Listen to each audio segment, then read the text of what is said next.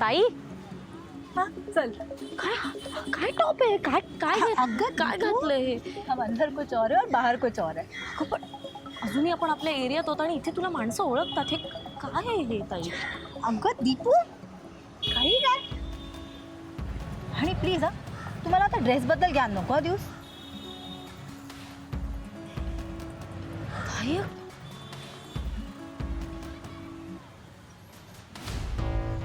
अगं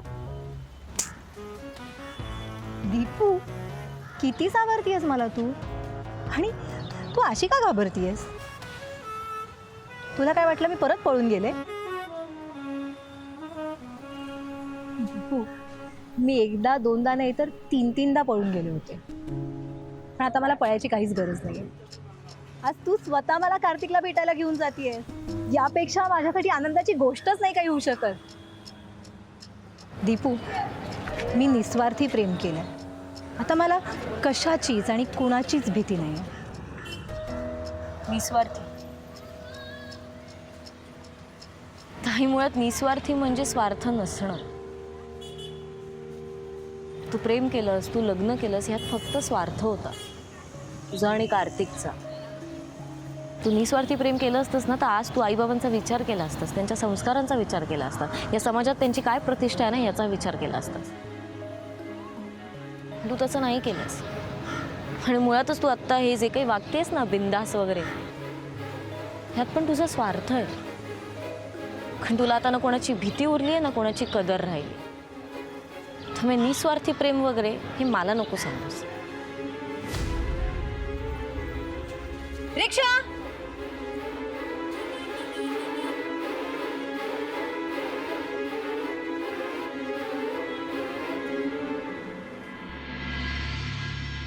या मुली किती लेट करतात यार. Excuse me. सॉरी तुम्हाला नाही माझ्या मैत्रिणी येत आहेत प्लीज.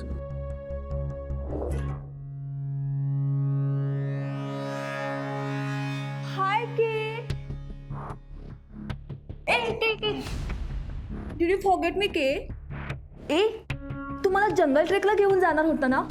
ए चल ना प्लीज चल ना. मी तुझी खूप वाट बघितली. तू माझा कॉलही उचलायचाच नाहीस का रे. आयशा राईट.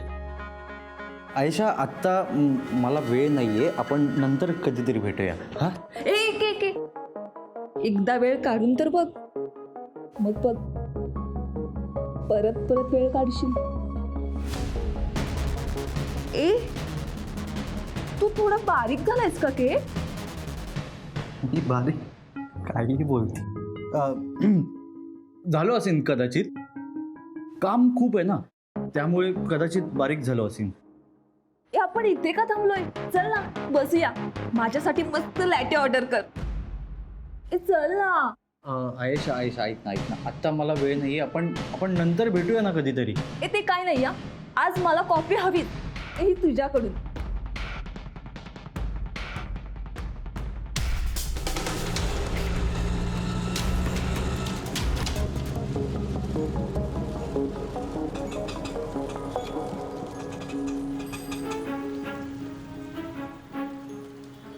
चल ऐक ना तू जा मी कार्तिकसाठी चॉकलेट घेऊन येते.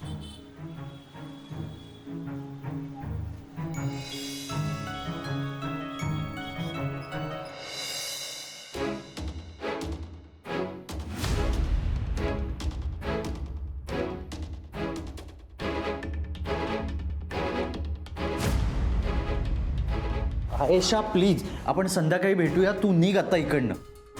बाय.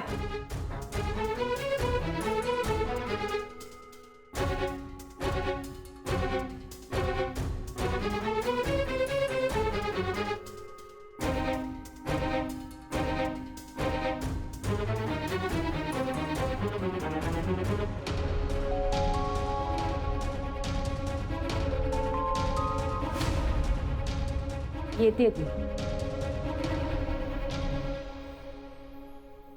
कार्तिक बेबी. हाय. चॉकलेट. थँक्स.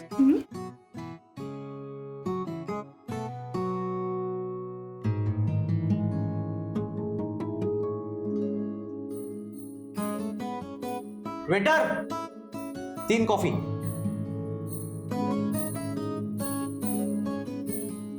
कसं आहे?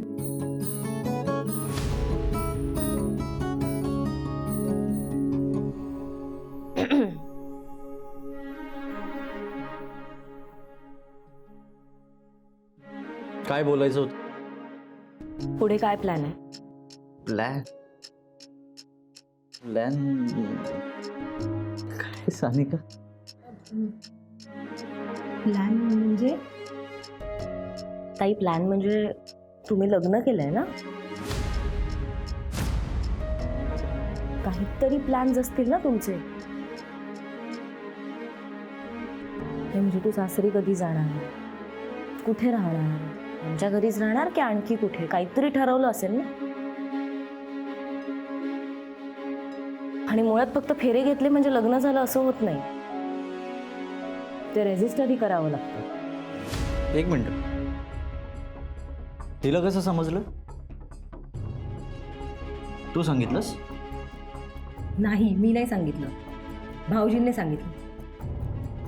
त्या दिवशी घरामध्ये मला बघायला मुलगा आला होता ना, त्या दिवशीच भाऊजींनी सांगितलं. आणि त्यामुळे मला तोंड दाबून घरामध्ये बसावं लागतंय. तू कधी रजिस्टर करणार आहेस? करणार आहे मी रजिस्टर. कधी पण? लवकरच करणार आहे. आणि दीपिका, प्लॅन काय करायचा? माझं घर आहे, बिझनेस आहे, दादानेच सेट करून दिलेला आहे. सगळं सेट आहे, प्लॅन काय करायचा आहे?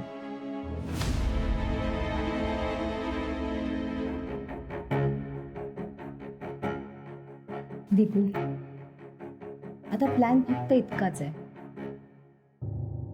की कार्तिकला सानिका आणि सानिकाला कार्तिक हवा.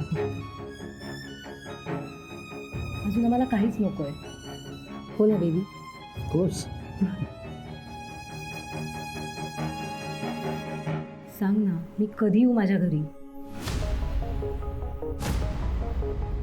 ये ना पण कधी? लवकरच. ऐक ना बेबी, मी तुझ्यासाठी ना ऑर्डर केलंय, सरप्राईज आहे. ते रेडी झालं का बघून येतो. तुम्ही गप्पा मार. लवकर ये. तुला खरंच हा मुलगा योग्य वाटतं? ताई, हे बघ, अजूनही वेळ गेली नाही. हा काही दबाव वगैरे टाकतोय का तुझ्यावर? काही काय बोलतेस ग? दबाव वगैरे काय? आणि 1 मिनिट दीपू, माझे भाऊजी सोडून तुला बाकी सगळी मुलं फालतू का वाटतात ग? ताई, अगं मी आत्ता कार्तिकला एका वेगळ्याच मुलीच्या मिठीत पाहिलं. दीपू बास. हा आता जरा जास्तीच होतंय तुझं. मला एक सांग जरा, तू जळतेस का ग माझ्यावर? तुला त्रास होत असेल ना की सानिकाला इतकं सुख कसं मिळतंय, इतक्या सोप्या पद्धतीने, सरळ पद्धतीने कसं मिळालं म्हणून. कारण देशपांडे सरांची सर्वात गुणी चांगली मुलगी तूच आहेस ना. दीपू, तू आता मला कार्तिकबद्दल काहीही सांगितलंस ना, कितीही आरोप केलेस ना, तरी मला अजिबात फरक पडणार नाही. मी आत्तापर्यंत तुझं खूप सहन केलं, पण आता बास. बेबी, माझं कौतुक चाललंय का? मला एक सांग, तू आत्ता कुणाला मिठी मारली होतीस? दीपूला तुला बघून फार त्रास झालाय. होणारच ना त्रास. अगं, तुझी लाडकी बहीण आहे ती, आणि देशपांडे सरांची संस्कारी मुलगी. आणि हा नुसती संस्कारी नाही, हार्डकोरवाली संस्कारी मुलगी आहे ती. अगं बेबी, मी तुला सांगितलं होतं ना माझ्या एक्स बद्दल. आयेशा ग, ती होती मगाशी. हो, पण तुम्ही दोघं जस्ट फ्रेंड्स आहात ना? हो.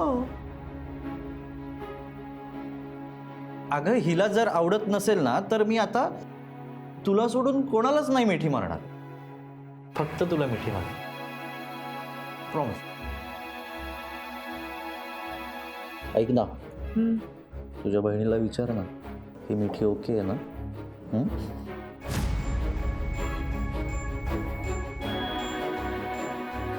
दीपू, मी कार्तिकची लग्नाची बायको आहे. तो माझ्याशी का खोटं बोलेल गं? आणि प्लीज आता तूही त्याच्याबद्दल वाईट बोलणं बंद कर ना.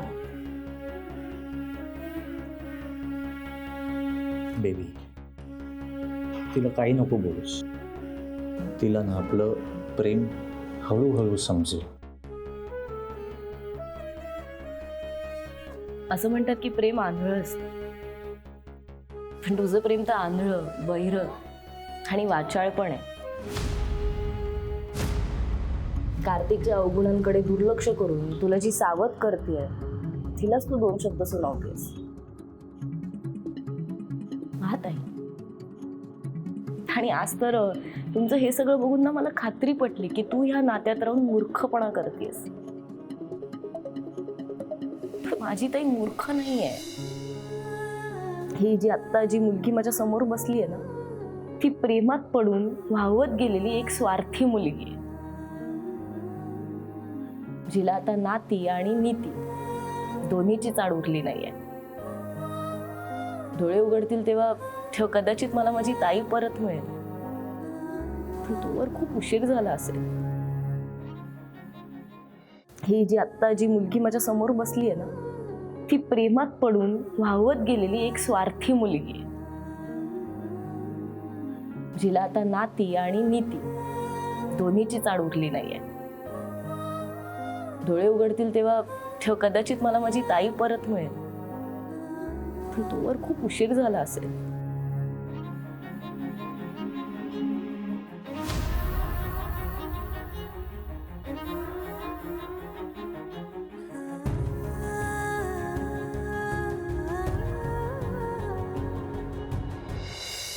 नको लक्ष दे. थँक्स.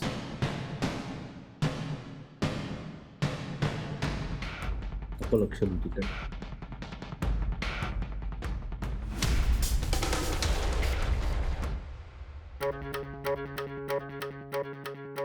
सर कडक चहा. चहा. 2% रिकवरी लिस्ट कुठे? फोटो में ऐसी बात ये दबा के चली आए, खुल जाए ये जो बात है धुलाई हो धुलाई.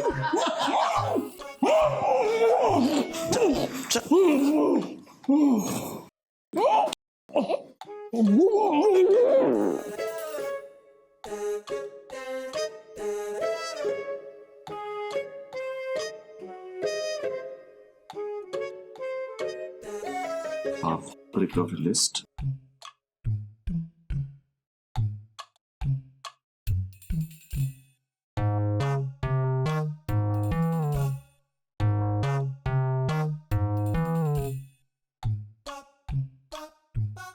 मॅडम, सगळं व्यवस्थित होईल. घ्या, गरमागरम चहा प्या. इतकं सोपं आहे का सगळं व्यवस्थित होणं? मॅडम, असं टेन्शन घेऊन पण प्रॉब्लेम सुटणार आहे का? आणि मॅडम, मी आहे ना, तुम्ही कशाला टेन्शन घेताय? आपण काहीतरी मार्ग काढूया यातून.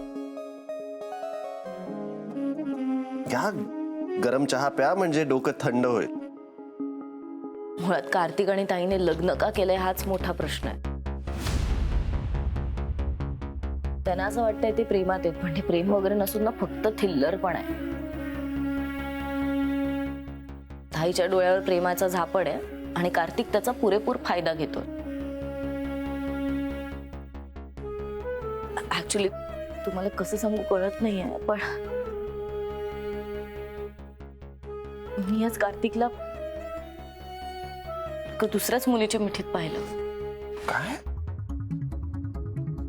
हो, मला नाही वाटत की कार्तिक ना सिरियस आहे ताईबद्दल, किंवा त्याला मनापासून ताईशी लग्न करायचं होतं. तो काही ताईला घरी घेऊन जाणार नाही. तो असंच ताईला झुलवत ठेवणार आणि ती झुलत राहणार. एक मिनिट मॅडम, तुम्ही कार्तिकला एका वेगळ्या मुलीबरोबर पाहिलं? तुम्ही आज भेटलात कार्तिकला?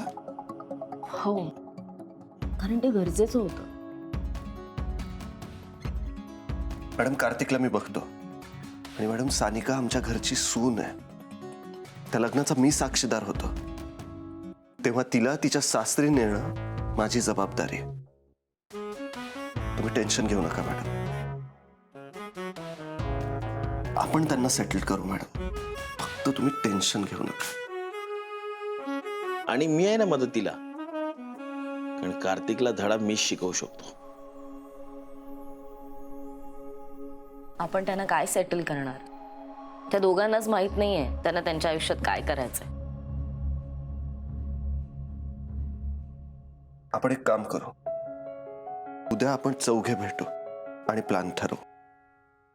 मॅडम, सानिका माझ्या भावाची बायको आहे, शिवाय तुमची बहीण आहे आणि देशपांडे सरांची मुलगी आहे ती. म्हणून तिचा संसार व्यवस्थित लावून देणं हे माझं तिहेरी कर्तव्य आहे. अरे वा, सानिकाचा भावजी आणि सानिकाची बहीण कम जाऊ. तुम्ही दोघं मिळून सानिकाचा संसार मार्गी लावू. वा, क्या बात आहे, क्या बात आहे. कार्तिक आणि ताईचं मार्गी लावताना आपल्या प्रेमाला अग्निपरीक्षेतून जावं लागणार. मॅडम, आगीतून जाऊन प्रेमाला अजून झळाळी मिळते. ते प्रेम कधीच संपत नाही मॅडम, ते अजून समृद्ध होतं. आणि हा इंद्रा तुम्हाला वचन देतो, आपलं प्रेमही संपणार नाही मॅडम. या अशा संकटातून बाहेर पडून ते अजून समृद्ध होईल. माझ्यावर विश्वास ठेवा. आहे ना विश्वास?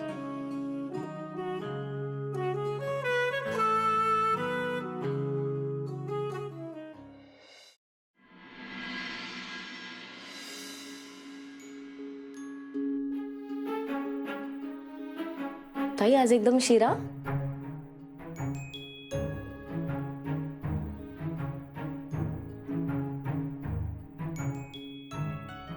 ते पैसे.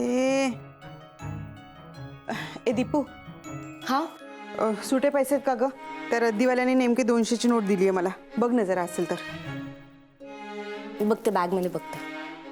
हां.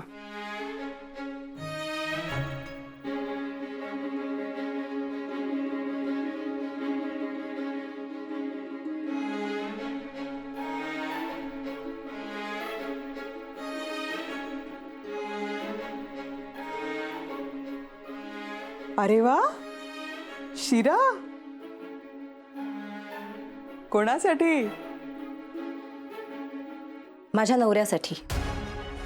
अगो बाई, अमित रावांची पसंत नापसंत तुला कळायला लागली का आतापासूनच? वा वा, मस्त.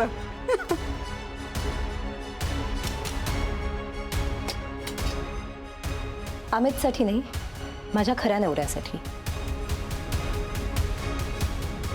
काय काय सगळं मस्करी करतेस ताई? हा, आई हे घे, 200 रुपये मिळाले, दे तू त्यांना.